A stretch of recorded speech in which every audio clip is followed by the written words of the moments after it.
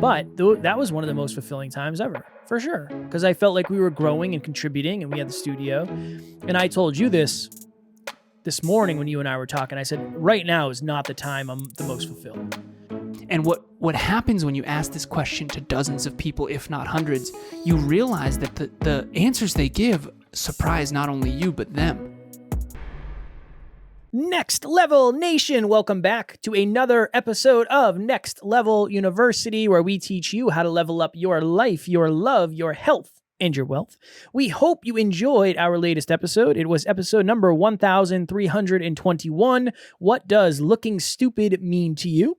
Today, for episode number 1322, when were you the most fulfilled? So this is one of the questions that Alan likes to ask. I've used this in my coaching as well, but since this is an Alan question, we are going to kick it to Alan to add some value. Hopefully. When were you the most fulfilled? Great work. I've said this several times on the podcast, and I do not say this to brag. I say this to provide context to how many individuals' lives I've been privileged to get to know.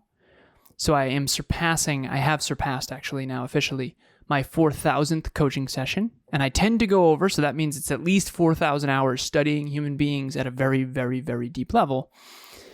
And I recently have gone through what we call an NLU prospects list and all the different people that I've coached over the years. Started coaching probably 5 years ago, Kev. Do you know when? 2018, I think. 2018. Fitness coaching, peak performance coaching, business coaching, business consulting, mindset coaching, life coaching. There was a couple others in there. I forget the titles, but all of it had to do with helping people improve their lives, improve themselves so they can improve their lives. And that is my deepest belief. I believe you can change the government or you can change things outside of yourself. But the biggest leverage point is if you improve yourself, your life will improve. And so this episode is built on a question that I've been doing, and I wrote this down, dozens, if not hundreds of clients. So when I went through the clients that I've had in the past and clients that I still have now and clients that have come and gone, some people have stayed for the long run, all of these different people I've always asked, I don't want to say I've done it with every single person, but I do know it's been a theme, it's been a through line in my coaching, which is, when were you the most fulfilled? When I'm trying to get to know a client, what I'm really trying to help them do, and I said this in book club recently, what I'm really trying to do is help them live more in their calling. And I told them in book club, I told people in book club this Saturday, I said, I can't really sell that. No one knows that's what they want. Hey, Kev, if you ask me, Alan, why should I coach with you? I'm going to help you live more in your calling. You'd be like, okay, excellent. What are your thoughts on these goals, though? And what I think your calling is passion, purpose, and profit. If you cook and you're passionate about cooking, that's a hobby, that's a passion, that's great. If you serve others with your cooking, that's your purpose. If you open a restaurant, now it's profitable. Okay, so everyone's unique. You have a passion, usually comes from your deepest pain. You have your purpose, which is serving other people to help them through your old deepest pain, and then for a profit. And that's what we do on this podcast. Great. What's my point? On these calls, whenever I'm trying to get to know a client, I'm always asking this question. Again, maybe not always, but often.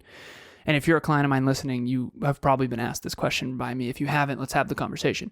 When were you the most on point, the most engaged, the most on fire, the most fulfilled?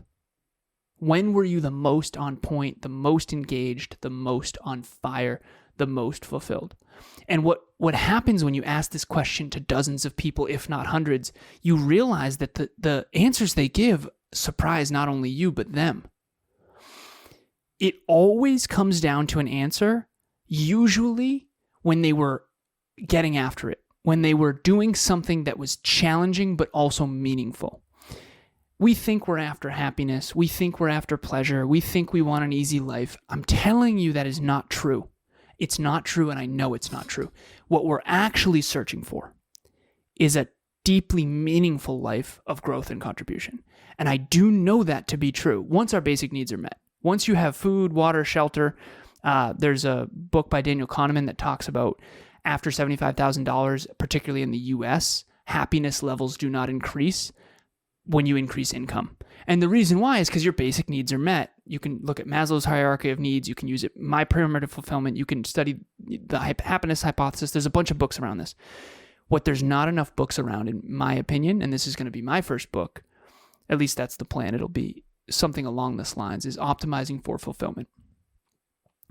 So I'm asking every listener this question that I ask all of my clients. When were you the most fulfilled? When were you the most engaged, the most on point, the most on fire? And if you can't authentically, honestly say right now, you've got to dig into why that is. Because I believe fulfillment is the soul's recognition of alignment with your calling, alignment with your purpose, your passion, and your profit, alignment with what you're here uniquely suited to do. For me, I don't care about cooking. I'm never going to. I can try, I can fail forward, I can make mini pies on Thanksgiving, whatever. I don't care. I'm never going to care. I do not care. If you love cooking, that's your passion. That's your purpose. That's your profitability. For me, no matter what happens, no matter who I'm with, I find a way to talk about goals, dreams, and growth. Always have, always will. Kevin, you've been with me for 6 years. Have we ever not talked about growth, goals, or dreams at some level? No.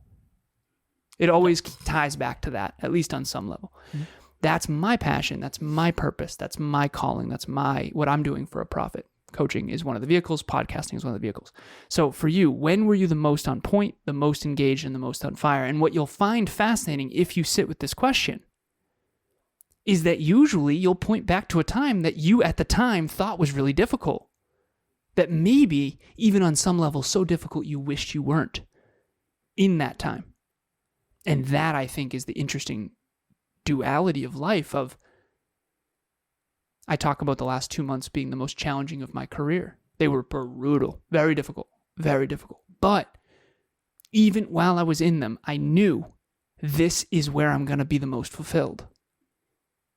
Because this is the climb. This is where all the growth and contribution is. This is where all the lessons are. This is what's getting me to play at a deeper, more meaningful level. And so that's the stage. It is set.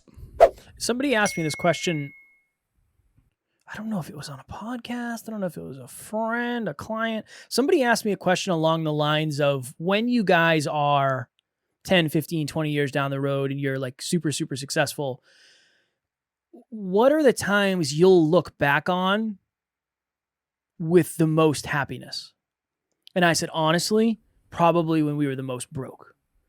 And I know that sounds super weird, but it's like, I remember some of the worst times, like when my car was breaking down every time I went below like 10 miles an hour and I was driving to the studio. Those were awesome. I enjoyed those times a lot. I miss them. I told you the other day, I miss the studio so much. I love the studio. You and I would just lock ourselves in the studio for 8 hours on a Monday or however long. And we would record episodes and we would do our live podcast and we would mastermind and we would reverse engineer goals. And I remember right after COVID, I would go, I think I lived a half hour from the studio. I would wake up at like 4:30. I'd buzz down to the gym. I'd shower at the gym. I'd drive to the studio. I'd get breakfast from Lucky's Cafe. And then I'd just watch something while I ate, and then I would get to work. And I remember, like, I shouldn't have been getting food because I didn't have any money. And it was brutal. I mean, those are really, really long days. We were going to the studio a lot. But that was one of the most fulfilling times ever, for sure. Because I felt like we were growing and contributing, and we had the studio. And I told you this morning when you and I were talking. I said, right now is not the time I'm the most fulfilled. Again, we're coming off an event, and there's just a lot going on, and I think part of it, I do think this is interesting, is since the event and a lot of new clients coming on, I haven't been going on as many podcasts. And I don't know if I realized how much that actually filled me up. You know, like when I was going on 10 shows a week, 15 shows a week, yeah, it was brutal. And don't get me wrong, I get to the point where I was sick and I lost my voice and I couldn't do that. But looking back, that was pretty fulfilling. Even though it was brutal. And I do not want to do that level again, but yeah. You were in your passion, your purpose, and your profit. I would say so. because that's what has led to producing so many shows. That's exactly what it is. You were at the center. We have a digital asset. We'll put it in the show notes. It's a triangle. We love triangles. You love triangles. I love triangles. Yeah, you love triads. I don't. Triads. The triad of fulfillment. I think it's called the triad of alignment. Either way. On the bottom left of the triangle is passion. The upper part is purpose. The bottom right is profit. And so, Kev, you were doing your passion, which is obviously podcasting. Obviously. Okay? Your purpose is helping people the way you needed help through podcasting. And then your profit is helping other people produce podcasts and grow their shows and start and scale and monetize their shows, which is what you struggled with most. And so, of course, you're going to be more fulfilled even though you were burning to the ground and losing your voice, because that's what you're supposed to do. Just like me with coaching. There was a time when I had, I think, 35, I think the highest was 38 clients at one time. And that included relationship talks coaching, business consulting, and peak performance coaching. And I remember those times. I was doing back-to-backs. I remember I was averaging probably 5 coaching calls a day, and that's not including department meetings. That's not including seven episodes a week. That's not including back office work. It was ridiculously difficult. And I remember thinking to myself, I don't know if I can sustain this, but I miss it. And it wasn't until we rearranged things and, I still have, I think 24 clients, and I'm still very grateful for that. Very grateful for that. But I am sad. I'm sad that I've lost some clients, and I know why. I got overwhelmed and I wasn't able to care for them as much as I wanted to. And some of them are less aligned than I thought and XYZ. But when you're living in your passion, your purpose, and your profitability, even though it's really difficult when you are, that's the best it'll ever get. And I think that this is Next Level University. There's always another level of living in that passion, purpose, and profitability. And when you answer that question, when were you the most fulfilled, Kev? Your answer is when?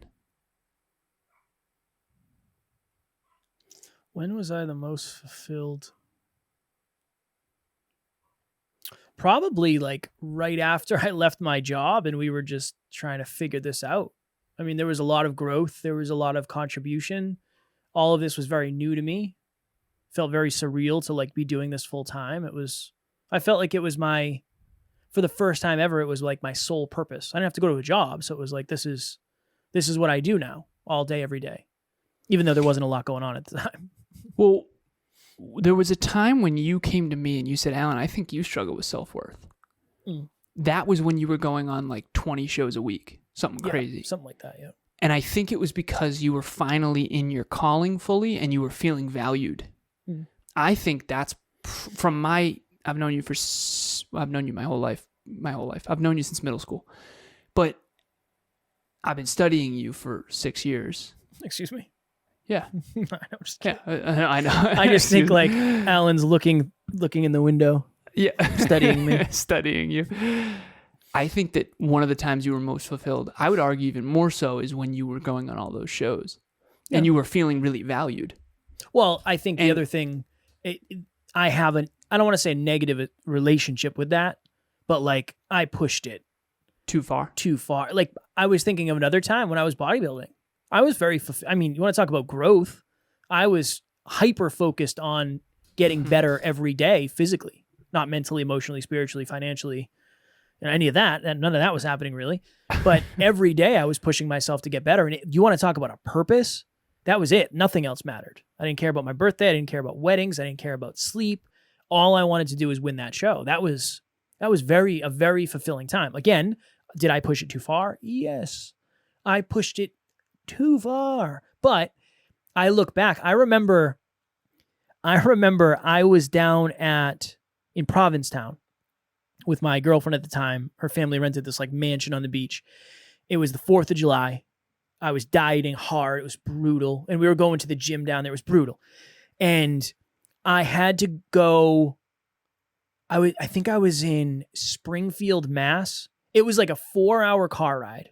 I had to leave, I think the night of the 4th of July or the night after, drive 4 hours to stay in this sketchy hotel, like the sketchiest hotel. And I remember like getting there and cooking my food on this hot plate. And then I was just staying in the hotel by myself and getting ready to go to work the next day. And it was like, this is terrible. This is terrible. But now I look back on that with decent emotions. Hey, I wanted to give my experience working with Kevin and the rest of the Next Level University team. It has been such a seamless relationship. He is so easy to work with, Kevin, and he gives you all the information you need, but doesn't overwhelm you. He's also meets you where you're at. So whatever you want to do, he'll make it work. And it's just, there's no stress, there's no drama. And everybody else that I've worked with has been patient with me because I am not technologically savvy. So they've been helpful and patient and just encouraging. And it's just been a fantastic experience. I highly, highly recommend working with them. And even you and I doing all that traveling, how hard that was, that's the duality. And that's the thesis of this episode, in my opinion. I do believe what we're really after is meaning and fulfillment. What we think we want in the moment, particularly when we feel terrible, is pleasure. And I say this as the sign off of every speech. I realized, Kev, I didn't do this at Next Level Live. Made me very sad. Made me very sad that I didn't put the slide in. Because of all my slides, I don't like to use a lot of text, but this last slide is just text. And I do not wish for you to have an easy life. I don't. I wish for you to have a challenging but deeply meaningful life. I do not wish for you to take the common path, but the challenging and far more rewarding one. And I do not wish for you to do what makes you happy, but rather to do what makes you great. Because what makes you great is going to make you happy. And that's my sign off of every speech except for Next Level Live, actually, which I was sad about, which I'll make up for at the next one. But I don't know. I'll share this quickly, and then I know we got to jump. Although we're still doing okay. 16 minutes, not bad. I remember. I want to share this.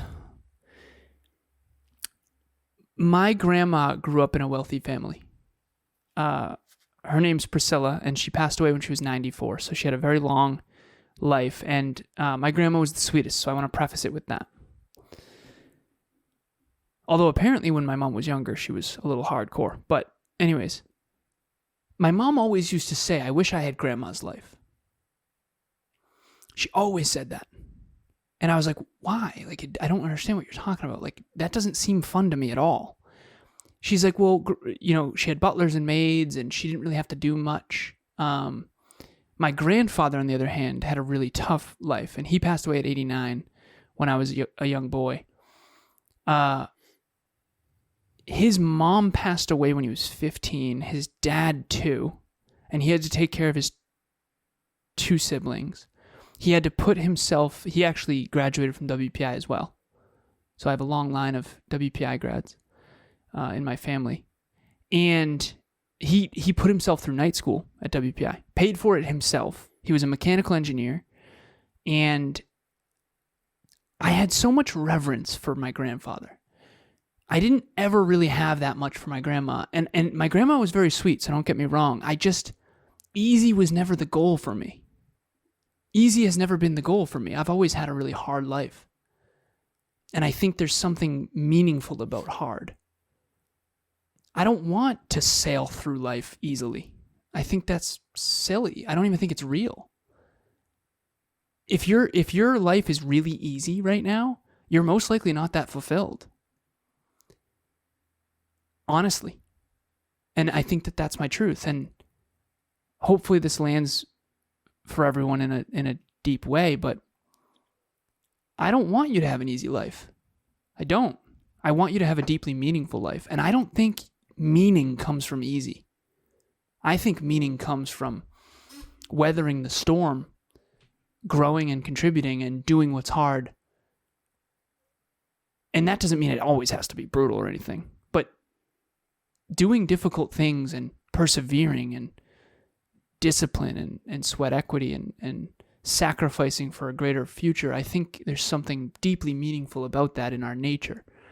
I've always had reverence for that. I never wanted super easy. And there have been times in my life where I definitely didn't want it to be that hard, for sure.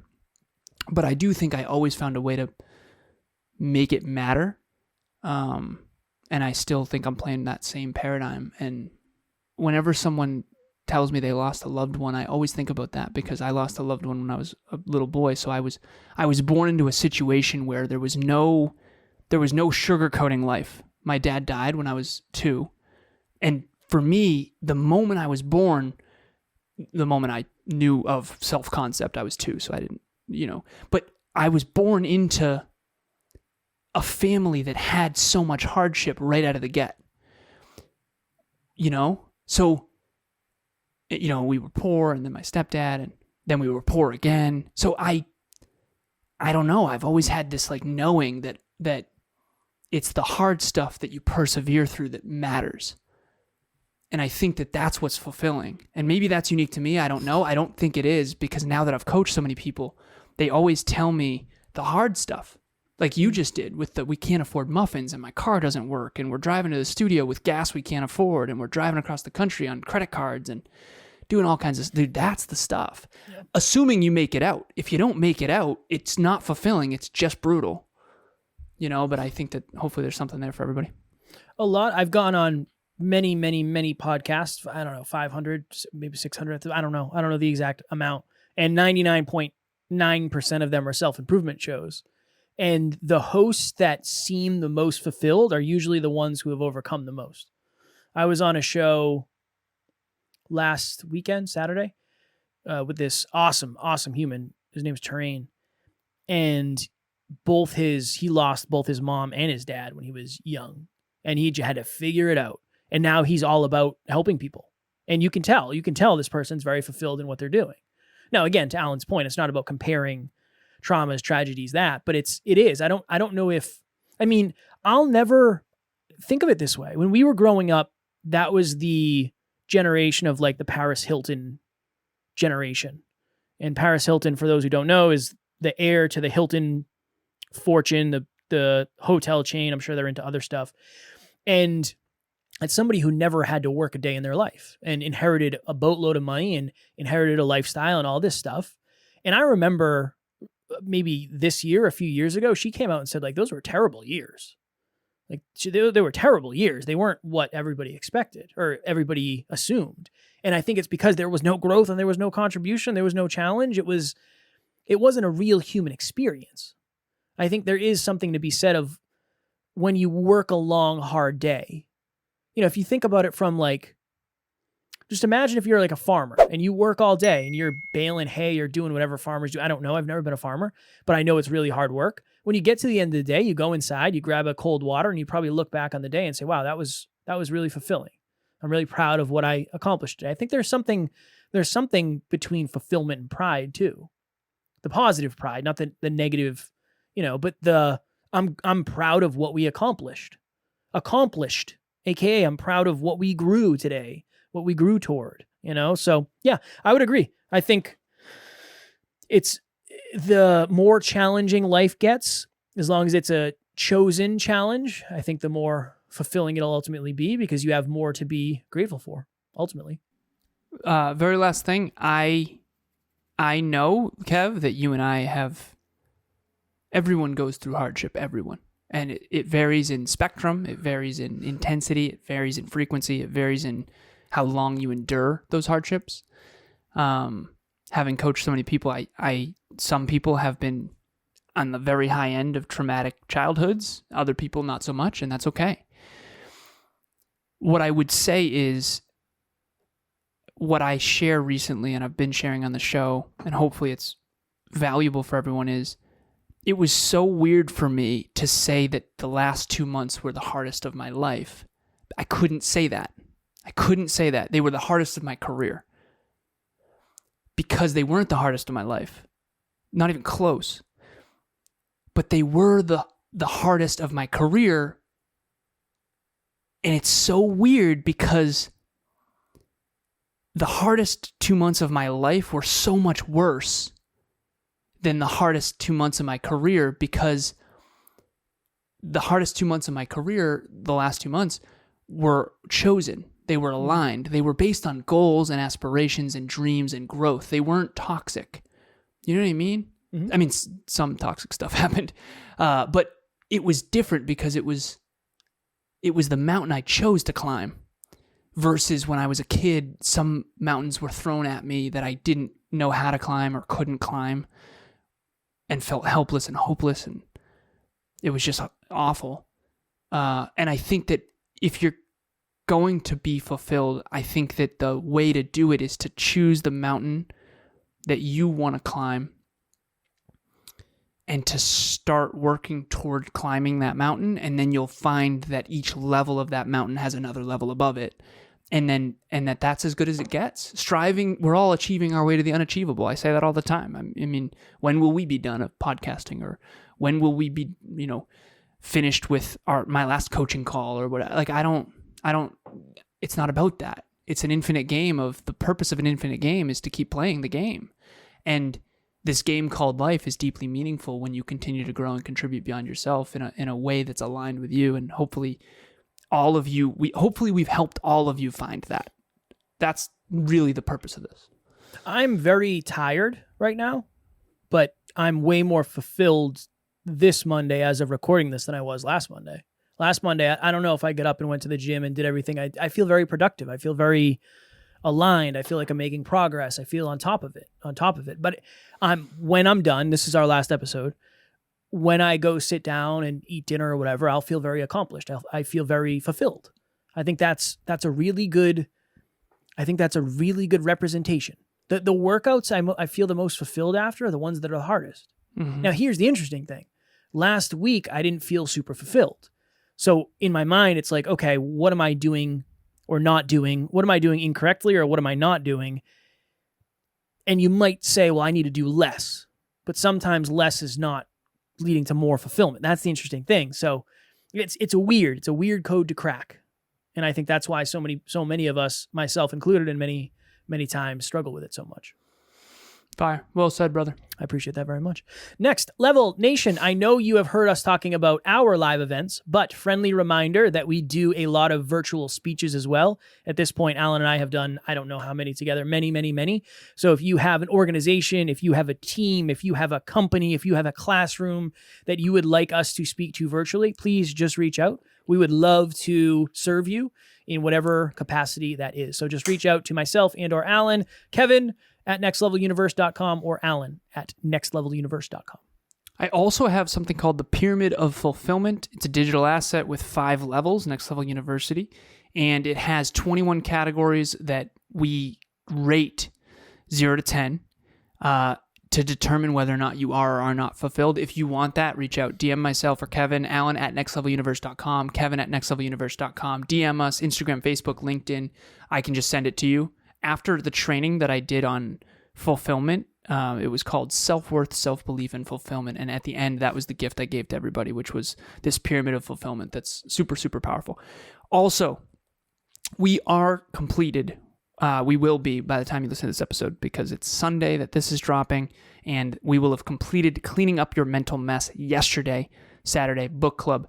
So this is your last chance. So I'm going to be announcing the winner of the poll in Next Level Nation for the next book club on next Sunday, which will be the day that this episode is dropping. So check in Next Level Nation right now if you're listening to this. See if you can still get your vote in. And again, the 5 books are, drumroll please, High Performance Habits by Brendan Burchard, Limitless by Jim Quick, Peak Performance by Brad, I don't know the last name, and right now I'm not able to zoom in. Stallberg, I believe. Yep. And it's a co-author, though. I don't know who the second author is. I don't remember. Great book, though. How Emotions Are Made, I also don't know. I think it's Lisa Bretman, I want to say. And then you have Indistractable by Nir Eyal.